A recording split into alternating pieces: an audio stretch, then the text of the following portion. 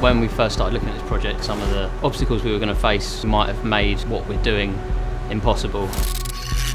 You know, we're right at the beginning of the world's hydrogen journey. The spectacle of converting a building and seeing the projections the first time you see something like that is pretty incredible. We're here in the middle of a city deploying hydrogen. That's really not been done before on this scale.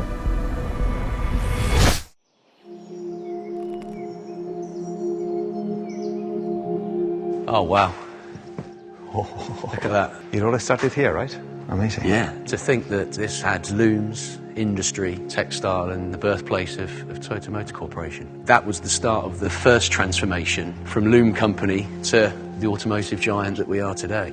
One of the fundamental pillars of the Toyota culture has been challenge. If we could move from loom manufacturing into automobile manufacturing, everything is possible.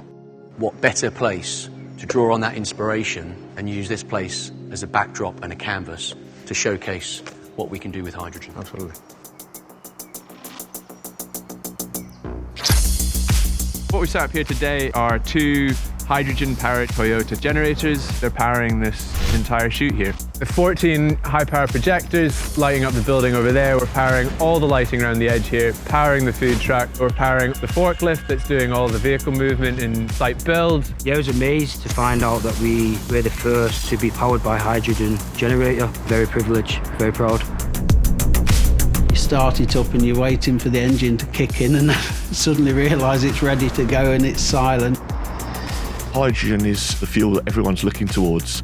And where you've got an electric vehicle, you can have a hydrogen vehicle. Be able to actually bring along a forklift truck that's got a hydrogen fuel cell that can operate here is fantastic.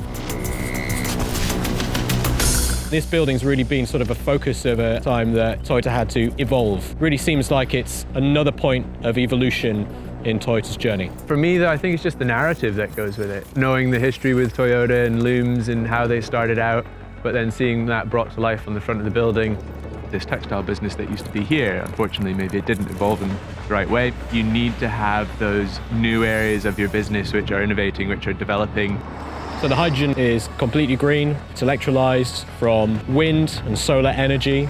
If we don't make tangible steps along the road to net zero now, then we're just going to delay ever getting there.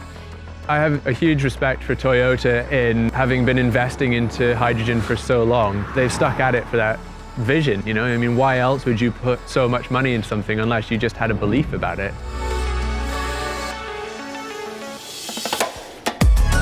Now that we've been able to deploy a tube trailer's worth of hydrogen on a deployment like this, we could then go, right, we're going to scale up, get bigger, deploy more.